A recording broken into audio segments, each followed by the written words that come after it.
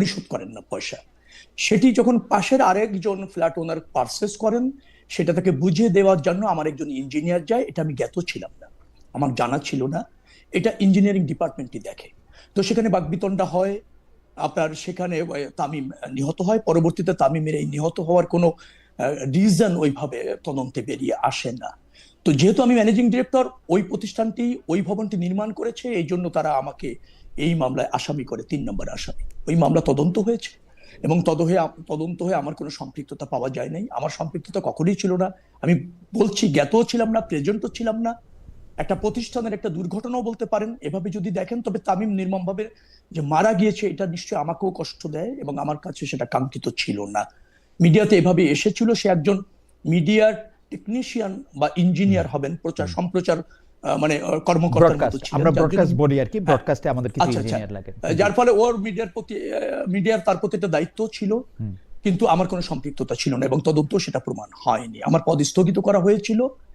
সেটা ওইটা ধরেন দল সিদ্ধান্ত নিয়েছিল। আমি যথোপযুক্ত জবাব পরবর্তীতে দিয়েছি এবং এই মামলায় নির্দোষ প্রমাণিত হয়েছি। যার ফলে আমি এটা বলতে চাই যে এটা আমার প্রতি একটা অত্যাচারী ছিল এবং এটা মিডিয়া ট্রায়ালও হয়ে গিয়েছিল। সেখানে ধরেন একটা সিম্পেথি তামিম পেয়েছে এবং তামিমের প্রতি আমারও সিম্পেথি আছে, কিন্তু আমার সম্পৃক্ততা ছিল না। এটা 2বার তদন্ত হয়েছে এবং তদন্তে আমি নির্দোষ প্রমাণিত হয়েছি। মামলার চার্জশিট হয়েছে, চার্জশিট একসেপ্ট হয়ে গিয়েছে। তো এটা হচ্ছে সারমর্ম। আরেকটা কথা আমি বলি, ওই মামলায় আরেকজন আসামি ছিলেন, তিনিও কিন্তু ল্যান্ড ওনার। তো ডেভেলপার যদি তার প্রতি অত্যাচার করে থাকে, তাহলে আরেকজন ল্যান্ড ওনার, 3জন ল্যান্ড ওনারের আরেকজন ল্যান্ড ওনার কেন আসামি হবে? তারপর ওখানে যারা ফ্ল্যাট পারচেস করেছে তাদেরও 5জনকে উনি আসামি করেছিলেন, তামিমের বাবা। হ্যাঁ, তো অন্য পারচেস করা ফ্ল্যাটের যারা মালিক তারা কেন আসামি হবে? একজন ডিডি মানে ডেপুটি ডিরেক্টর ছিলেন মাদক দ্রব্য নিয়ন্ত্রণের, তিনিও আসামি হয়েছেন, তার স্ত্রী আসামি হয়েছেন, তার শ্বশুর আসামি হয়েছেন, তার শালা সম্বন্ধী সবাই আসামি হয়েছেন। এরকম ভাবে প্রতিহিংসা বশত উনি এটা করেছিলেন। তো তার শিকার আমি হয়েছি, বিতর্ক তৈরি হয়েছে, মানুষ ভুল বুঝেছে। এখন তদন্তে নিশ্চয়ই সেটা প্রমাণিত হয়েছে যে আমি নির্দোষ ছিলাম। রবিউল ভাই, ছোট করে একটু বলবো, আপনার সঙ্গে কি এই তামিম সাহেবের বা আপনার প্রতিষ্ঠানের সঙ্গে কি এই তামিম সাহেবের কোনো মতান্তর বা যেটাকে বলা হচ্ছে মানে স্বার্থ সংক্রান্ত কোনো সংঘাত হয়েছিল? মানে উনি কি আপনার প্রতিপক্ষ ছিলেন? না, প্রতিপক্ষ ছিলেন একদিক থেকে, যেহেতু আমার কোম্পানি ডেভেলপ করেছে। ওই ফ্ল্যাটের অর্ধেক অংশের মালিক আমরা, কোম্পানি। অর্থাৎ আমি যদি বলি মাঝখানে একটা ফ্ল্যাট আছে, ওইটা সম্ভবত আপনার 7, ওইটা হলো বি, 7B এর 650 স্কোয়ার ফিটের মালিক আমরা। 650 স্কোয়ার ফিটের মালিক হচ্ছেন তামিমের বাবা। তো উনি পুরাটাই দখল করেছিলেন গত প্রায় এই ঘটনা ঘটার প্রায় 2.5 বছর আগ থেকে। এটা নিয়ে উনি ডিবিতে গিয়েছেন, মানে বিভিন্নভাবে উনি চাপ প্রয়োগ করেছেন যাতে আমরা ওই অংশটা তাকে ছেড়ে দেই। তার একটা কারণও উনি ব্যাখ্যা করতে চেয়েছেন। তিনি মনে করতে চেয়েছিলেন যে ওখানে তার বক্তব্য অনুসারে অন্যদের বুঝিয়ে দেওয়া হয়েছে, তিনি নিজে 2টি ফ্ল্যাট নিজে রেডি করেছিলেন, বিধায় ওই 2টি বুঝিয়ে দেওয়া হয়নি, বাকিগুলি বুঝিয়ে দেওয়া হয়েছে। এই জন্য উনি কম্পেনসেশন দাবি করেছিলেন, মানে একটা টাইম চলে গেলে যে ভাড়া দেওয়ার একটা থাকে। অন্য 2 ল্যান্ড ওনার বুঝে নিয়েছেন, উনি বুঝে নেন নাই, কিন্তু আমাদের কাছে আবার ভাড়া চাচ্ছে। যার জন্য ওই অর্ধেক ফ্ল্যাটের মূল্য উনি আর দিতে চাচ্ছিলেন না, বাট উনি ভোগ করছিলেন, দখল করে রেখেছিলেন। কিন্তু সরকার পতনের 2.5-3 মাস পর যখন উনি উপলব্ধি করলেন যে আমাদের এই অংশ ওনাকে ফেরত দিতে হবে, নিজে আমার অফিসে এসে ফেরত দিতে চেয়েছিলেন। উনার এক আত্মীয় এসে এটা ম্যানেজ করেছিলেন, আমার কাছে নিয়ে আসেন। তিনি মালয়েশিয়া থাকেন, ওনার নাম মাহবুব। তিনি ফোন করে তামিমের বাবাকে আনেন। উনি ওই অর্ধেক অংশ ছেড়ে দিতে চান। ছেড়ে দিতে গেলে চাইলে আমাদের ইঞ্জিনিয়ার অফিস থেকে গিয়ে ওটা বুঝে নিতে চান। এই বুঝে নিতে গিয়ে ওখানে একটা বাক বিতণ্ডা, তর্ক বিতর্ক হয়ে যায়। আর আমরা ওই অংশটা বিক্রি করার জন্য পাশের যিনি কিনেছেন, ওই যে ডিডি মামুন মাদকদ্রব্য নিয়ন্ত্রণে, তার সাথে চুক্তিবদ্ধ হই। এইটা নিয়েই তিনি ক্ষুব্ধ হন এবং তিনি ওখানে ডিপ্রাইভ হচ্ছেন বিদায় মনে করেন তাকে ওই অর্ধ অংশ যে তিনি 3-4 বছর দখল করে আছেন, ভোগ করছেন, সেটা তাকে ছেড়ে দিতে হবে। আর উনি পয়সা ছাড়া এটা আমার কাছে চাচ্ছিলেন। এই ধরনের একটা কনফ্লিক্ট অফ ইন্টারেস্ট সেখানে ছিল, বিধায় তিনি ক্ষুব্ধ হয়েছেন আমাদের প্রতি। এই বিষয়ে শেষ প্রশ্ন, আপনি তাকে কোনো হুমকি ধমকি, তারপরে যেহেতু সরকার পরিবর্তন হয়েছে, আপনি বিএনপির একজন বড় নেতা এবং আপনি তখন থেকেই জানতেন যে আপনি বিএনপির একজন খুব কেন্দ্রীয় পর্যায়ের নীতি নির্ধারকদের মধ্যে একজন হবেন, সেইটা কি আপনি তাকে দিছিলেন যে ভাই দেখা নিমু, এখন তো আওয়ামী লীগ সরকার নাই, কেউ তাকে রক্ষা করতে পারবে না? না, না, আমি চরিত্রে সেরকম না। আমি ওই তানজিমকে জীবনে একবার দেখেছি, তার বাবার সাথে আমার অফিসে আসছিলেন, আর আমি ওকে চিনতাম না, আর আমি ওকে জানিও না যে ও মিডিয়ার সাথে যুক্ত আছে বা কোথায় জব করে, এটা আমার জানা ছিল না। যেটা হয়েছে আর কি, সেটা হলো যে হুমকিদের কোনো প্রশ্নই আসে না। আমি তো তাকে দেখি, আর আমার প্রতিপক্ষ তিনি ছিলেন না। আপনি মনে রাখবেন, আমি জুলাই আন্দোলনে ঢাকা মহানগর দক্ষিণের প্রধান সমন্বয়ক ছিলাম, চিফ কোঅর্ডিনেটর। এই আন্দোলন আমার হাত ধরে হয়েছে। 5 তারিখে সরকারের পতন হয়েছে জুলাই, তার প্রায় 2.5 মাস পরে এই ঘটনা। তখন কিন্তু 12 দিনের মতো থানায় পুলিশ নেই, কোনো প্রশাসন নেই। আপনি এটা জানেন, আমি কিন্তু চিফ কোঅর্ডিনেটর, পুরা ঢাকা মহানগরের সংগঠন আমার হাতে। আমি তো 6 তারিখে যে ওটা দখল করতে পারতাম, তা কিন্তু হয়নি। 2.5 মাস পর তখন উনি নিজে বুঝে দিতে চেয়েছেন, আমার ইঞ্জিনের লতি বুঝে নিতে গিয়েছে। সেখানে গিয়ে দেখে তারা ওই ফ্ল্যাটের মধ্যে অবস্থান করছে, মাপতে গিয়ে সীমানা নির্ধারণ নিয়ে তর্ক বিতর্ক, ওখানে হাতাহাতি পর্যায়ে হয়েছে। তার ভিডিওটা আপনারা দেখেছেন। আরটিভি একটা দারুণ প্রতিবেদনও সেখানে করেছে, যে সেখানে আমাদের কেউই ছিল না, উনি এটা দখল করে আছেন। এবং ওই তামিম যখন অসুস্থ বোধ করে, সেখানে পুলিশরা ছিলেন, পুলিশ গিয়ে তামিমের সাথে কথা বলেছেন। তামিমের সাথে প্রায় আধা ঘন্টা 1 ঘন্টা তারা তার জবানবন্দি নিয়েছেন। তামিম ওখান থেকে বাসায় গিয়েছে, বাসায় গিয়ে তার একটু অসুস্থ বোধ করলে তার বাবা সেখানে ডাক্তার ডেকে এনেছেন। তারপর সে আরো অসুস্থ ফিল করলে তাকে মনোরা হাসপাতালে নিয়ে গিয়েছেন এবং সেখানে। ওকে, ফাইন। আমরা পরবর্তী প্রসঙ্গে যে মামলাটার এখন কি অবস্থা, মানে মামলাটার চার্জশিট অ্যাকসেপ্ট হয়েছে। যে সমস্ত নির্দোষ আসামি ছিলেন তাদের বাদ দিয়ে যারা ওখানে উপস্থিত ছিলেন, তারা যুক্ত না হলেও, দেখেন ওখানে অনেক কয়েকজন গ্রেপ্তার হয়েছে। তারও কার কাছে ধারালো অস্ত্র ছিল না, একটা লাঠিও ছিল না, আগ্নেয়াস্ত্র ছিল না। সেখানে ভিডিওতে দেখা গিয়েছে হাতাহাতি হচ্ছে, ধাক্কাধাক্কি হচ্ছে এই পর্যায়ে। তো মামলার চার্জশিট অ্যাকসেপ্ট হয়েছে, এখন ওটা ট্রায়ালে চলে যাবে। নির্দোষ যারা, তাদেরকে বাদ দেওয়া হয়েছে। যারা উপস্থিত ওখানে ছিলেন তাদের বিরুদ্ধে তার বাবার, তামিমের বাবার অভিযোগটা একটু শোনেন। তিনি বলছেন, ডিডি মামুন তার ছেলেকে গলা চেপে ধরেছে, ইঞ্জিনিয়ার লতিফ তার ছেলেকে 2-3টা লাথি মারছে ক্রমাগত ভাবে, এই হলো তার অভিযোগ। লাথি মারছেন, আরেকজন নাকি গলা চেপে ধরেছেন। তামিমের মৃত্যুর ওখানে গলা চেপে ধরার কোনো প্রমাণ নাই। তিনি যে লাথিতে মেরেছেন, ক্রমাগত কয়েকটা লাথি মেরেছেন, এগুলো তার এজাহারের অভিযোগ। আমি এজাহারটা দিতে পারি আপনাকে। সেই লাথিতে মৃত্যু ঘটেছে, রক্ত জমাট হয়েছে, এরকম কোনো নজির নাই। তবে এটা সত্য যে তামিম আমাদের ছেড়ে চলে গিয়েছেন। তো যে কারণেই হোক না কেন, তার যে অভিযোগ, তদন্তের যে বিষয়, সম্পৃক্ত থাকার অভিযোগ যাদের বিরুদ্ধে তিনি করেছেন তদন্তে, সেটা 2বার তদন্ত হয়ে প্রমাণিত হয়নি। আদালত কিন্তু বিবেচনায় নিয়ে ওই চার্জশিট অ্যাকসেপ্ট করেছেন। ওকে, আমি আমার মনে হয় যে এই ব্যাপারে আপনি এখন যে বিস্তারিত ব্যাখ্যা দিলেন তার সবটাই সত্য, এবং আপনি কোনো প্রভাব বিস্তার করেন নাই যে চার্জশিট থেকে আপনার নাম বাদ দেওয়ার জন্য। এইটা ভেবেই বা এইটা মনে করে আমরা ফরওয়ার্ড হই, পরবর্তীতে যাই। আপনার কাঁধে বেশ কয়েকটি মন্ত্রণালয়ের দায়িত্ব। আপনার দায়িত্ব প্রাপ্তির পর অনেকেই বলেছেন যে বিএনপি সরকার আসলে সড়ক, সেতু, রেলপথ আলাদা না রেখে আবার সে যোগাযোগ মন্ত্রণালয়ে ফিরিয়ে আনতে চায়। এই বিষয়ে আপনার সরকারের অবস্থান কি? আপনার সঙ্গে 2জন প্রতিমন্ত্রী আছেন, তাদের জন্য আবার মন্ত্রণালয় ভাগ করা আছে, মন্ত্রী প্লাস 2 প্রতিমন্ত্রী। বিষয়টা আপনি কিভাবে সমন্বয় করছেন? আবারও আপনারা সেই যোগাযোগ মন্ত্রণালয় ফেরত দিতে চান কিনা? না, একটা হচ্ছে কি যে কমিউনিকেশনটা একটা জায়গায় আসলে সমন্বয় করতে সুবিধা হয়, কারণ এখানে আন্তঃমন্ত্রণালয়ের এত জটিলতা তৈরি হয় না, সিদ্ধান্তগুলি দ্রুততম সময়ের মধ্যে নেওয়া যায়। এবং মনে রাখা দরকার, যোগাযোগ, সেতু, ধরেন নৌ এবং রেল, এগুলি বেশ কিছু জায়গায় কিন্তু একটা সমন্বয়ের দরকার হয় বাস্তবায়ন করবার ক্ষেত্রে। এবং সরকার মনে করছেন, প্রধানমন্ত্রী মনে করছেন, তিনি একটি জায়গা থেকে এই ব্যবস্থাপনাটা নিশ্চিত করতে চান এবং একটু যুগ উপযোগী করতে চান, জটিলতাগুলি দূর করতে চান, জনবান্ধব করতে চান। এবং যোগাযোগ ব্যবস্থাটা আমূল পরিবর্তন করতে হলে এইগুলির মধ্যে একটা সমন্বয় দরকার। সেই উপলব্ধির থেকে তিনি এটা ঢেলে সাজাতে চাইছেন।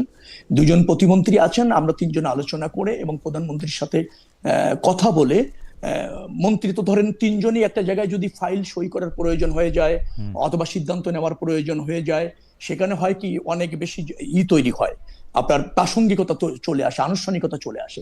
এই জন্য আমরা দপ্তরগুলিকে বা মন্ত্রণালয়গুলিকে সবগুলি আমি দেখছি এবং 2 প্রতিমন্ত্রীকে দপ্তরটা ভাগ করে দেওয়া হয়েছে, যাতে ওই প্রতিষ্ঠানগুলি ওই প্রতিমন্ত্রী হয়ে আমার কাছে আসবে, এই প্রতিমন্ত্রীর ওই দপ্তরগুলির কাজ প্রতিমন্ত্রী হয়ে আমার কাছে আসবে, এবং আমরা ওই ভাগ করে সমন্বয় করে কাজ করব, তাতে কাজটা দ্রুততম সময়ের মধ্যে সহজভাবে সম্পাদন করা যাবে।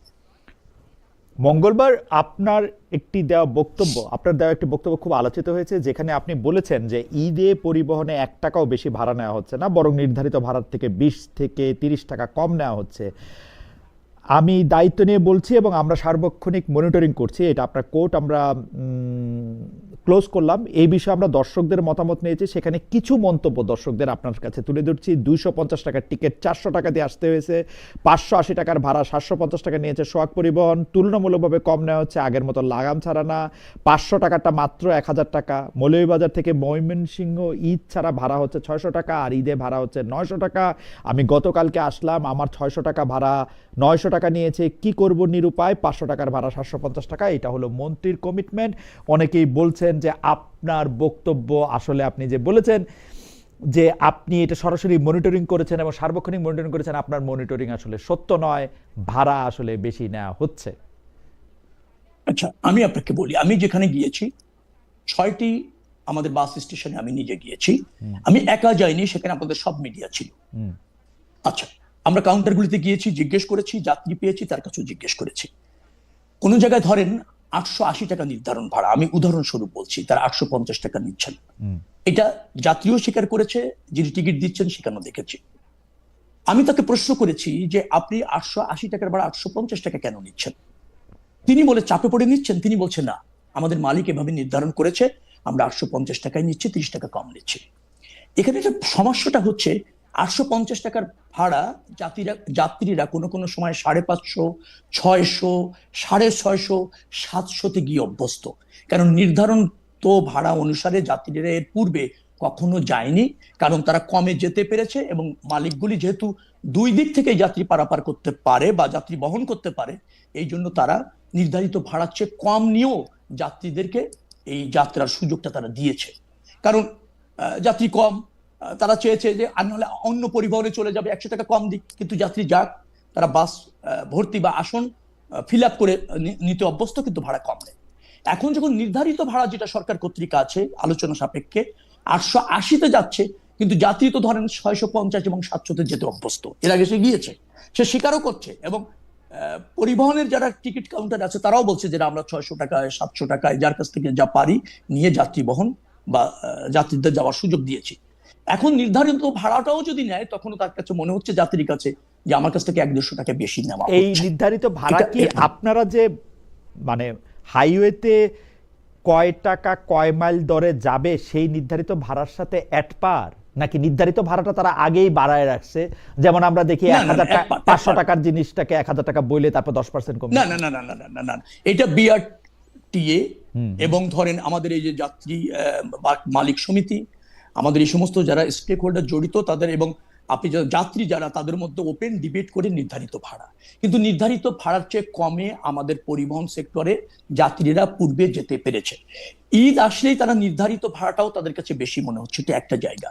আর আমি বলছি যে যাত্রীরা কোনো কোনো জায়গায় কম নিচ্ছে, এটা ছিল হচ্ছে আমরা যেখানে গিয়েছি সব মিডিয়া ছিল, 20-25টা মিডিয়ার সামনে তারা বলেছে, আমি যা দেখেছি তাই বলেছি। এবং সেটা প্রমাণিত, কারণ যাত্রী স্বীকারও করেছে যে না, আমি 850 টাকা আমার কাছ থেকে রেখেছে, বাট নির্ধারিত ভাড়া 880 টাকা। সেখানে আমি বলেছি যে কোনো কোনো জায়গায় কম ভাড়াও নেওয়া হচ্ছে, সব জায়গায় নেওয়া হচ্ছে তা আমি বলিনি।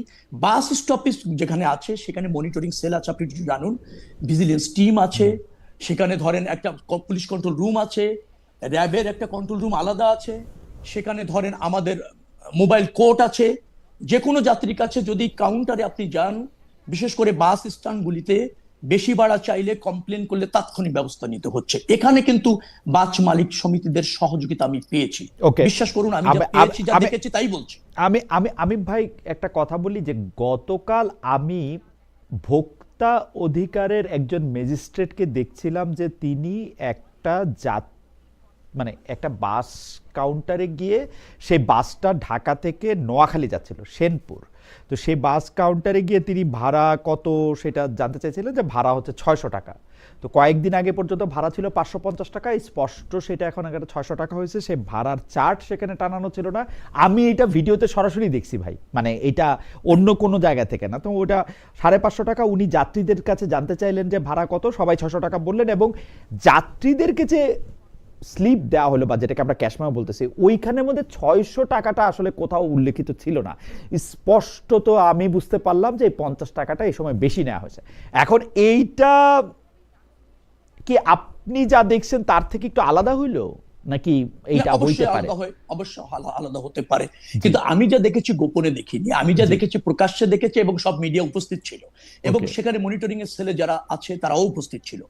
আমি যেটা বলতে চেয়েছি আপনাকে, এইগুলি যে হচ্ছে না আমি তা বলিনি। আমি বলেছি যে যেখানে হচ্ছে অভিযোগ পেলে আমরা ব্যবস্থা নিচ্ছি। ইন্টারেস্টিং হচ্ছে, আমি এই অভিযোগ যেখানে করা যায় সেই ধরনের 24 ঘন্টা কিন্তু স্টপেজ গুলিতে অভিযোগ নেওয়ার, দেখার, এবং কেউ যদি সাফার করে, কেউ যদি অনিরাপদ হয়, কার কাছ থেকে বেশি ভাড়া নিলে কমপ্লেন করলে আমরা ব্যবস্থা নিচ্ছি। কমপ্লেন করলে ব্যবস্থা নিচ্ছি না এরকম ঘটনা না, কিন্তু কমপ্লেন কম্পারেটিভলি বাস স্টপ গুলিতে একেবারে নাই বললেই চলে, খুবই কম। মানে আমাদের যাত্রীরা কমপ্লেন করছেন না বিধায় কোনো কোনো জায়গায়। তবে যেখানে কমপ্লেন পেয়েছি সেখানেই ব্যবস্থা নেওয়া হয়েছে। অনেককে ফাইন করা হয়েছে, 10,000, 20,000 এরকম। আপনি বাইপাইলে করা হয়েছে, আপনি যদি বলেন এই চন্দ্রাতে করা হয়েছে, কাঁচপুর রোডে করা হয়েছে, যাত্রাবাড়িতে করা হয়েছে, পোস্তগোলায় করা হয়েছে, কন্টিনিউয়াস এটা করা হচ্ছে। একজন ভাড়া বেশি দিয়েছে বিধায় 2 দিনের জেলও তাকে দেওয়া হয়েছে। কমপ্লেন পেলে আমরা সেটা করতে পারছি। সমস্যাটা যেখানে হচ্ছে আমি একটু বলি আপনাকে, চলন্ত পথে যে জায়গাটাগুলি হচ্ছে সেই জায়গাতে বিভিন্ন জায়গায় যাত্রীরা জড়ো হচ্ছেন, এবং বাসের কন্ডাক্টর, সুপারভাইজার, কোনো সময় ড্রাইভাররা বেশি পয়সা নিয়ে যাত্রীদের কাছ থেকে নিচ্ছেন এবং যাত্রীরা সেখানে দিয়ে যাচ্ছে। এই জায়গাগুলিতে কমপ্লেন না পেলে আমাদের সার্বক্ষণিক মনিটরিং করাটা বেশ কঠিন। এটা আপনি জানবেন যে এখান থেকে একটা যাত্রী সিলেট যাবে, এখান থেকে একটা যাত্রী রংপুর যাবে, পথে সে উঠছে, এবং পথে উঠতে গিয়ে তার কাছ থেকে ধরেন এই যে একটা চাপ, সিট অ্যাভেলেবেল বাস নেই, অনেক মানুষ দাঁড়িয়ে আছে, সেখানে সে যখন 50 টাকা 100 টাকা বেশি দিয়ে অনেক সময় মানে যেতে বাধ্য হচ্ছে, অথবা কোনো সময় সে স্বেচ্ছায়ও যেতে বাধ্য হচ্ছে আর কি। এইটি যখন অভিযোগ আকারে আসে ব্যবস্থা নেওয়া হচ্ছে, কিন্তু অভিযোগ আকারে না আসলে এই প্রত্যেকটা জায়গায় তার এই 450 কিলোমিটার যাত্রীর জায়গাটা আমাদের জায়গা থেকে অভিযোগ না পেলে মনিটরিং করে নিশ্চিত করাটা বেশ দুরূহ এবং চ্যালেঞ্জিং। সেখানে কিছুটা ব্যত্যয় ঘটছে। আপনার ওই অভিযোগ ঠিক আছে, সিলেট যেতে সময় যদি নারায়ণগঞ্জ, গাজীপুর বা নরসিংদীর কোনো একটা জায়গা থেকে কেউ উঠেন এবং তারা যদি বেশি যাত্রা টাকা দেন, সেই ক্ষেত্রে সেটা মনিটর করাটা একটু মুশকিল। কারণ হচ্ছে যে বাস স্টপেজ থেকে বা টার্মিনাল থেকে মনিটর করা যত সহজ। জনাব রবিউল আলমের কথা নিশ্চয়ই আপনারা শুনেছেন, আপনারা নিশ্চয়ই বিষয়টা দেখবেন। আরও একটা দিন অন্তত বাকি আছে। জনাব শেখ রবিউল আলম, আপনাদের নতুন সরকারের 1 মাসে ক্যাবিনেটের যে সদস্যের বক্তব্য সবচেয়ে বেশি আলোচিত, মানে সেটি আপনার একটি কথা, যেখানে আপনি পরিবহন খাতে কোনটা চাঁদাবাজি, কোনটা চাঁদা, কোনটা সমঝোতার মাধ্যমে লেনদেন, সেই দিকটি তুলে ধরেছেন।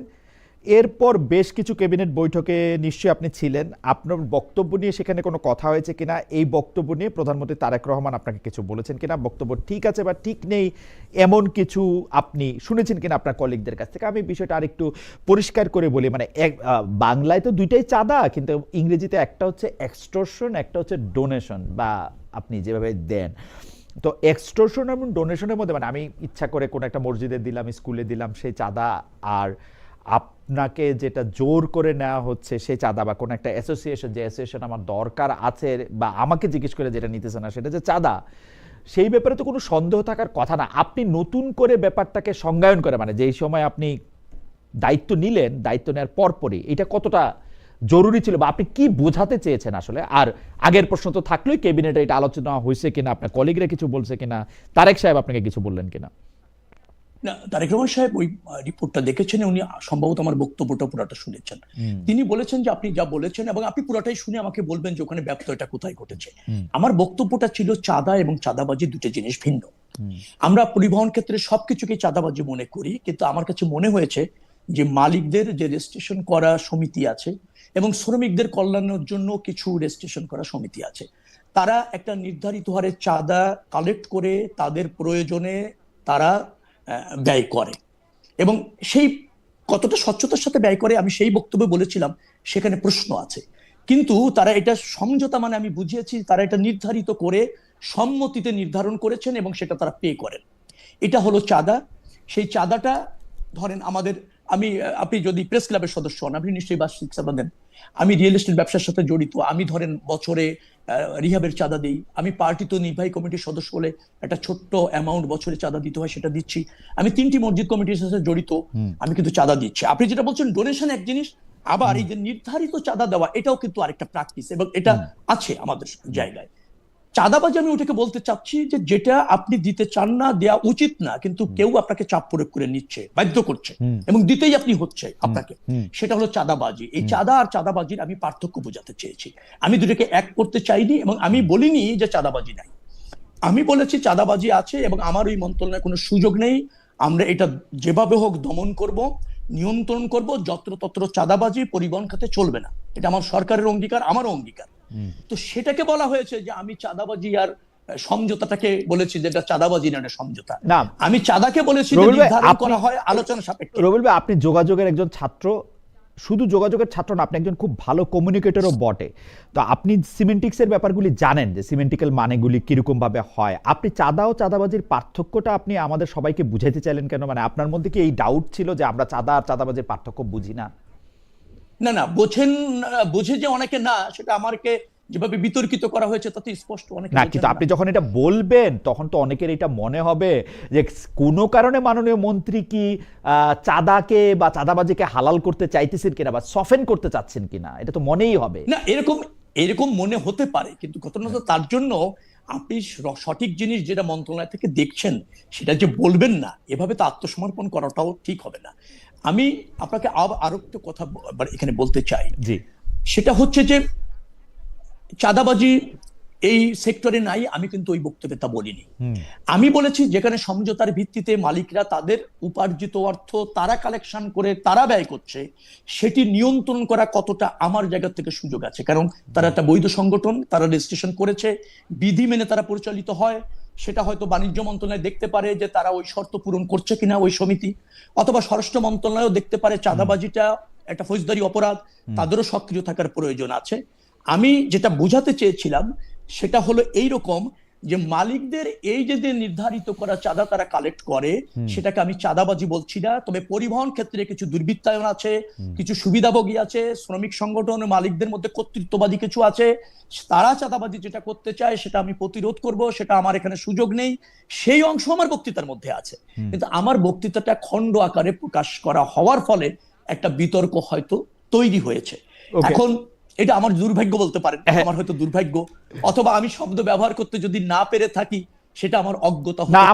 আমার কাছে মনে হচ্ছে কাউকে প্রটেক্ট করা আমার কোনো উদ্দেশ্য ছিল না। আরেকটা কথা বলি, পরিবহন সেক্টরকে আমি কাউকে কখনোই আগেও চিনতাম না, এখনো চিনি না।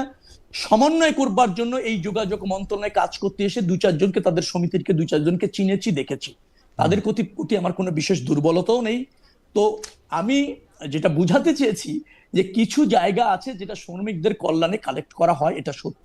সেখানে শ্রমিকরা কিছু সুবিধা পায়, এটাও সত্য। মালিক যারা আছেন তারাও বেশ কিছু কল্যাণকর কাজ তাদের প্রয়োজনে করেন, এটাও সত্য। সেটাকে চাঁদাবাজি হিসেবে ঢালাওভাবে দেখলে অনেক জায়গায় একটা ভুল মেসেজ যায়। চাঁদাবাজি যেটা আছে সেটা নিয়ন্ত্রণ করবার জন্য, দমন করার জন্য আমাদের কাজ করা দরকার, সজাগ থাকা দরকার। এটা নিয়ন্ত্রণ যে কোনো মূল্যে করতে হবে, সেটা না হলে পরিবহন সেক্টরটা যথাযথভাবে ফাংশন করে না। অতএব এখানে আমাদের কিন্তু জিরো টলারেন্স আছে, কিন্তু আমি এটা বৈধতা দিতে চেয়েছি। সেভাবে দেখলে এটা আমার প্রতি মানে এই হবে, আমার ইনজাস্টিস হবে। রবিউল ভাই, আমি এখন যেটা বলি সেটা দুই ভাগে বিভক্ত। আমার এখানকার অভিজ্ঞতা দেখছি, আমার বেশ কিছু বন্ধু এখানে গাড়ি চালান, মানে যারা ভাড়ার গাড়ি, যেটাকে আমরা উবার বলি, ট্যাক্সি বলি, সেগুলি চালান। তাদের নিজস্ব কিছু সমিতি আছে এবং এই সমিতি তাদের জনকল্যাণে বিভিন্ন সময় বিভিন্ন অর্থ ব্যয় করে থাকে। তাদের হঠাৎ মৃত্যু হলে, ইন্স্যুরেন্সে অনেক টাকার দরকার হলে, তাদের বাচ্চাদের ফ্যামিলির কোনো প্রয়োজন হলে, এবং সেটা খুবই, এই টাকাটা আমি দেখছি হচ্ছে যে দেয়ার ব্যাপারে সবাই খুব সিরিয়াস। মানে আমার যে বন্ধুরা গাড়ি চালান, অ্যাসোসিয়েশনকে চাঁদা দিয়ে আসবেন সেই ব্যাপারে তারা খুব সিরিয়াস। মানে তারা ইচ্ছা করে কেউ যে মানে কোষাধ্যক্ষ টাকা নিতে দেরি করলে বা সময় না হলে গিয়ে দিয়ে আসার মতো সিরিয়াস তারা। কিন্তু কথা হইলো, আপনি যাদের কথা বলতেছেন সেই সব পরিবহনের অ্যাসোসিয়েশনগুলি, এই সব বিভিন্ন সমিতিগুলি চাঁদা বাস ট্রাক থামায়ে নানা রকম জায়গায় কেন নিতে হবে? মানে বাংলাদেশের মতো জায়গায় 20-30 জায়গায় কেন বাস ট্রাক থামাতে হবে? এটা কি শুধু আমার কথা না রবিউল ভাই, আমাদের একজন দর্শক, আপনি যখন আসবেন জেনেছেন তখন ইউটিউবে এই মন্তব্য করেছেন, উনার নাম মোহাম্মদ আজাদ হোসেন, উনি মন্তব্য করেছেন বিভিন্ন সমিতির চাঁদা বাস ট্রাক থামিয়ে নিতে হবে কেন? বিভিন্ন অ্যাসোসিয়েশন বার্ষিক চাঁদা নেয়, যা সবাই অ্যাসোসিয়েশন অফিসে গিয়ে দিয়ে আসে। পরিবহন খাতের চাঁদা কোন কাজে ব্যবহার করা হয় তার হিসাব আছে কিনা আমি প্রশ্নের সাথে যোগ করতে চাই, আপনি সেই হিসাব নিবেন কিনা? রাস্তায় গাড়ি থামিয়ে একটা কাগজ ধরিয়ে দিয়ে টাকা নেয়ার কি অর্থ, এবং আপনার বক্তব্যে সেই অর্থ আদায় করাটা একটু উৎসাহ পাবে কিনা, যে আরে মন্ত্রী সাহেবই তো আমাদের পক্ষে আছে, আর কি লাগে? প্রথমত হচ্ছে আমি আপনার সাথে একমত। আপনারা যেটাকে বলছেন যে 20-25 জায়গায় গাড়ি থামিয়ে টাকা যে নেওয়া হয়, এটা চলতে পারে না। আপনি যেটা খুশি হবেন যে ইতিমধ্যে পরিবহন সেক্টরে যারা মালিক সমিতি আছে এবং যারা শ্রমিক সমিতি আছে তাদেরকে ডেকে আমরা ওটাকে আলটিমেটাম দিয়ে দিয়েছি যে আপনাদের বৈধ যেটা আপনারা বলেন তাদের ভাষায় এবং নির্ধারিত যে বাসের টাকা চাঁদা হিসেবে আপনারা নেন, কালেক্ট করেন আপনাদের প্রয়োজনে, সেটা ইয়ারলি অথবা মান্থলি একটা প্রক্রিয়া অনুসরণ করে পেমেন্ট করবে। সেটা অবশ্যই বাস স্ট্যান্ড, রাস্তাঘাট যে কোনো জায়গায় হবে, এটা আমরা বলে দিয়েছি অলরেডি, এবং এ ব্যাপারে আমরা নিয়ন্ত্রণ করতে চাইছি। আরেকটা জায়গা আছে যে বিভিন্ন বাস স্টপেজের কিছু সার্ভিস কিন্তু কিছু সেবা এই পরিবহন সেক্টরের থেকে তারা টাকা কালেক্ট করে এনশিওর করে, তাদের ব্যবস্থাপনা। সিটি কর্পোরেশন বাস স্ট্যান্ডগুলিকে শুধুমাত্র মেরামত করে দেয়, রক্ষণাবেক্ষণ করে দেয়, কিন্তু ব্যবস্থাপনার সাথে সিটি কর্পোরেশনের জড়িত না। সিটি কর্পোরেশন তার বিনিময়ে কিন্তু আপনার পরিবহন খাত থেকে একটা টাকা কালেক্ট করে, মানে তারা পায়, রাজস্ব বলতে পারেন পায়। আমরা বলেছি যে তোমাদের এই যে বাস স্টেশনগুলি ব্যবস্থাপনার ক্ষেত্রে তোমরা যেটা ব্যয় করো, কিন্তু কোন কোন বাস আছে সে ওই স্টেশনে থামেই না, কিন্তু তাকে দিতে হয়, তোমরা এটা নিতে পারবে না। যারা বাস ওই স্টেশনের সেবাটা নিচ্ছে সে হয়তো পে করবে, কিন্তু যে সেবাটা নিচ্ছে না, যেমন একটা বাইপাস রোড দিয়ে একটা বাস যাচ্ছে, কিন্তু ওই শহরের ওই স্টপেজ থেকে লোক এসে ওই বাইপাসের ওই আপনার সড়ক পরিবহন থেকে তারা কালেক্ট করতে চাইছে, আমরা এটা নিষেধ করেছি, এটা চলবে না। আর বৈধ হলেও যেটা তারা নির্ধারণ করেছে সেটাও তারা ঘাটে ঘাটে 20টা স্টপেজ আর কালেক্ট করতে পারবে না। তাদেরকে হয়তো সাপ্তাহিক বা মাসিক হারে পেমেন্ট করতে হবে, রিসিটের ভিত্তিতে করতে হবে। কোন জায়গায় আপনার চাঁদাবাজি যেটা আমরা প্রতিষ্ঠিত হয়েছে যেভাবে, যে ঘাটে ঘাটে আমি টাকা দিচ্ছি, থামাচ্ছে 20 টাকা, 50 টাকা, 100 টাকা, এভাবে বিচ্ছিন্নভাবে যত্রতত্র ভাবে পরিবহন খাত থেকে কালেক্ট করা যাবে না। তারা আমাদের সাথে একমত হয়েছে এবং তারা সময় চেয়েছে যে এটাকে তারা একটা শৃঙ্খলার মধ্যে নিয়ে আসতে চায় এবং হয়তো মাসিক অথবা বাৎসরিক ভাবে কালেক্ট করতে চায়। একটা অসুবিধা এখানে আছে, অনেক পরিবহন চলে না, সে টিপ দিতে পারে না, তাকেও মাসিক হয়তো চাঁদা দিতে হবে। সেখানে তারা বলতে চায় চলা পরিবহন মানে যে অত্যন্ত যাত্রী বহন করছে সে টিপস প্রতি দিলে তার জন্য ন্যায্য হয়, না হলে মাসিক বা বছরে গেলে তার জন্য জুলুম হয়ে যায়, এরকম একটা কথা তারা বলার চেষ্টা করেছে। আমরা বলেছি যিনি মাসে বা বছরে টাকা দিতে পারবেন না নির্ধারিত হারে, যেটা আপনারা ঠিক করেছেন, তিনি মালিক হওয়ার যোগ্যতা রাখেন কিনা অথবা এই ব্যবসা করার যোগ্যতা রাখেন কিনা এটা আপনারা বিবেচনা করেন। আর সেটি যদি তিনি দিতে না পারেন তার জন্য কম নির্ধারণ করেন, বাৎসরিক ফি বা চাঁদা যাই বলেন না কেন। কিন্তু কোনো অজুহাতে টিপ প্রতি, রাস্তা প্রতি, একটা জেলা ক্রস করলে আরেক জেলার সমিতির নামে টাকা, যে জেলার উপর দিয়ে যাবো সেই জেলার নামে টাকা, এটা চলবে না। কিন্তু রবিউল ভাই, মানে এই যে বাস যেই স্ট্যান্ডে দাঁড়ায় সেবা নিচ্ছে, আপনি যেটাকে বলতেছেন যে এটা লেজিটিমেট, এইটার ওই সেবাটা নেয়ার দায়িত্ব সরকারের পক্ষে নেওয়া কি খুব কঠিন? কারণ আমি হাইওয়েতে, কারণ আমি যেহেতু বাংলাদেশের সবগুলি জেলাতে গেছি, আমার কাছে মনে হয় এইটা তো বাংলাদেশের মন্ত্রণালয় চাইলে, এমনকি সার্ভিস পেমেন্টের ভিত্তিতে সরকারও যদি এইটা করে, এইটার মধ্যে নিয়ম শৃঙ্খলা থেকে শুরু করে এইটা বজায় রাখা এটা সম্ভব নাকি? আপনার কাছে কি মনে হয়? না, সম্ভব, কিন্তু সেই প্রক্রিয়ায় সেই প্রক্রিয়ায় যেতে হলে একটু সময় লাগবে। আমাদের বাস স্ট্যান্ডগুলির যে ব্যবস্থাপনা যেভাবে গড়ে উঠেছে, সেখানে আমি যেটা বলেছি যে ওনারা ওই সেবাটা ওনাদের ওখান থেকে করেন। আরেকটা কথা বলি, পরিবহনে অনেকে প্রতিদিন কাজ করতে পারে না, তাকেও কিন্তু নিয়মিত শ্রমিক হলে তাকে একটা পে কিন্তু তারা ওই আপনার কালেক্ট করা অর্থ থেকে দেয়। অনেক মালিক আছে যার ধরেন 70টা গাড়ি, কিন্তু 10টা গাড়ি এই মুহূর্তে অচল, তার 70টা ড্রাইভার আছে, 60টা গাড়ি চলছে, ওই 10টা ড্রাইভার যে বসে আছে তারা ন্যূনতম একটা পেমেন্ট তারা এখান থেকে করে, এই কালেক্টেড অর্থ থেকে করে। আপনি অবাক হবেন, আমাদের বাস শ্রমিক প্রায় 70 লাখের কাছাকাছি পরিবহন সেক্টরের সাথে জড়িত। আমি নিজে দেখেছি তাদের যে যাপিত জীবন, তারা ওই বাসের মধ্যে ঘুমায়, তারা 3 দিন 4 দিন গোসল করে না, এক ড্রেসে, পায়ে স্যান্ডেল নাই, গায়ে ময়লার একটা স্তর পড়ে গিয়েছে, ল্যাট্রিন নাই, যেতে পারে না নিয়মিত, মশায় কামড়াচ্ছে, বাসের মধ্যে শুয়ে আছে, নিয়মিত খাওয়া নাই, গোসল নাই, ঘুম নাই, এরকম ভাবে তাদের যাপিত জীবন। তারাও বেশ তারাও তো জনগণ, তারাও তো মানুষ। আমরা এখানে একটা শৃঙ্খলা আনতে চাই, সেবার মানটা বাড়াতে চাই। পরিবহন শ্রমিকদের এক্ষেত্রে একটা স্যাক্রিফাইস বা রাইট আছে, আবার বাস মালিক যারা আছেন তাদেরও কিন্তু এখানে মনোযোগী হওয়ার দরকার আছে। সরকারেরও কিছু দায়িত্ব আছে এই ক্ষেত্রে, আরো কিছু সাবসিডি, আরো কিছু বাজেট দিয়ে আমরা এটাকে একটু ঢেলে সাজানোর প্রয়োজন উপলব্ধি করে আমরা কিন্তু কাজ করছি। রবিউল ভাই, আমি শুধু আপনার দৃষ্টি আকর্ষণ করতে চাই এই ক্ষেত্রে যে পরিবহন যারা শ্রমিক আছেন তাদের অবস্থা আপনি একদম পারফেক্ট তুলে ধরেছেন। আমি হয়তো তাদেরকে আরও খারাপ অবস্থা দেখেছি, বিশেষ করে বাথরুম এবং গোসল এবং খাওয়া দাওয়া এবং একটা ঘুমানোর জায়গা সারা পৃথিবীতে যেরকম খুব রাস্তার ধারে যেরকম মানে সেটার মধ্যে আমি যাইতে চাই না, কিন্তু আমরা দেখেছি বাংলাদেশের, আপনি তো আবাসন ক্ষেত্রের লোক, আপনি দেখবেন যারা শ্রমিক পরিবহন ক্ষেত্রের লোক, যারা নেতা, তারা সবাই বড় লোক, তাদের টাকা তো আর আকাশ থেকে পড়ে নাই। তাদের টাকা এই যে চাঁদাবাজি, আপনি যেটাকে মানে ব্যাখ্যা করতে চেষ্টা করলেন আপনার ইন্টেনশন, সেই চাঁদাবাজি থেকেই তারা বড় লোক। তাদের কারো নাম শাহজাহান খান, উনি আওয়ামী লীগ করেন, কারো নাম শিমুল বিশ্বাস, উনি বিএনপি করেন, কারো নাম অন্য খান, তারা কিন্তু বামপন্থী দল করেন, তারা কিন্তু কেউ গরিব না। আমি সেই জায়গাটা থেকে আমি আপনাকে বলি যে বাংলাদেশের মানুষের মনে যে কষ্ট লাগছে, এর একটা বড় কারণ হচ্ছে এইটা, এই চাঁদার টাকাটা যে তারা দিচ্ছে, তারা কেউ খুশিয়ে দিচ্ছে, এটার মধ্যে থেকে তাদের কোনো বেনিফিট হচ্ছে না। এবং আপনি যখন বলতেছেন যে আপনি যখন সিমেন্টিক্সের দিকে যাচ্ছেন, আমি জানি আপনি যোগাযোগের ছাত্র, আপনি বুঝাইছেন চাঁদা কোনটা, চাঁদাবাজি কোনটা, কোনটা ইচ্ছা করে দেওয়া হচ্ছে, কোনটা অনিচ্ছা করে দেওয়া হচ্ছে, কিন্তু আমরা কিন্তু দেখতে পাচ্ছি যে এই মানুষগুলির অবস্থা খারাপের থেকেও বেশি খারাপ হইতেছে। আমরা যোগাযোগ মন্ত্রীর কাছ থেকে আশা করব যে এটা জরুরি ভিত্তিতে দেখা এইটার থেকে বাইরে হয়ে আসার জন্য। মানে এটা তো চলতে পারে না। 70 লাখের লোকের কথা বললেন, আমাদের আত্মীয় স্বজনরাও কিন্তু আসলে গাড়ি চালায় বাংলাদেশে।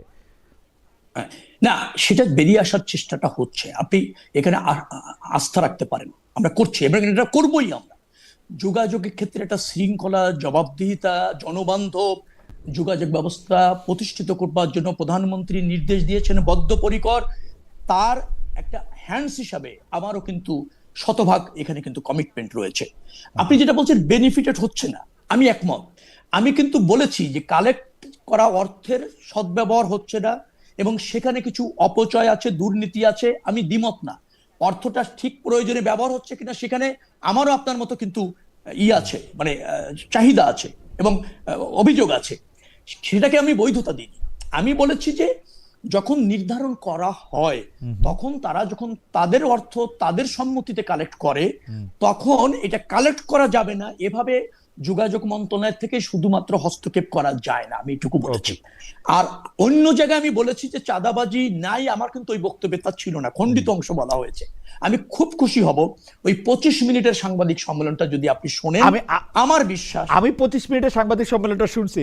রবিউল ভাই, আপনার মানে জার্নালিজমে পড়লে কি হয়, আমরা একটা পরিবারের মতো, তো আপনারে আমি আসলে মানুষের সামনে আমি বলি, আমি 25 মিনিটের সংবাদ সম্মেলনটা শুনছি, আপনার বক্তব্য শুনছি, আপনার প্রশ্ন শুনছি, কিন্তু আমার কাছে মনে হয়েছে যে আপনার ওইখানে বলা উচিত ছিল যে কোনো ধরনের অ্যাসোসিয়েশনের মাধ্যমেও যদি চাঁদাবাজি হয়, সেইটা আমাদের কোনো একটা স্ক্রুটিনির মধ্যে দিয়ে যাইতে হবে।